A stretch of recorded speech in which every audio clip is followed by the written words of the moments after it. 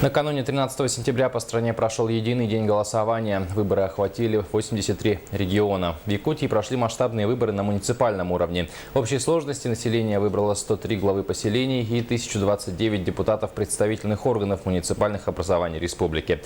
По всему региону работали 218 избирательных участков. На выборах были представлены 7 политических партий. Практически повсеместно в выборах принимали участие «Единая Россия», а также «Справедливая Россия» и КПРФ.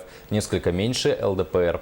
Остальные партии были представлены незначительно, другие участники выборов – самовыдвиженцы. По данным участковых избирательных комиссий, наибольшая явка зарегистрирована в Амгинском улусе. Также активно голосовало население в северных районах – Абыйском, Булунском, Верхнеколымском, Верхоянском, Среднеколымском районах.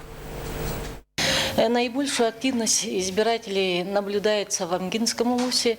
Там в данном улусе проголосовало 84,9% избирателей.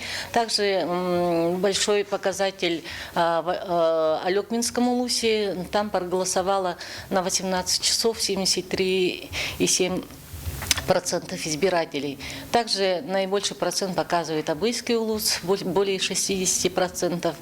Ну и наименьший процент проголосовавших на 18 часов – это Алдан, 35,3% избирателей проголосовало, и Нерюнгри, 34,6% избирателей.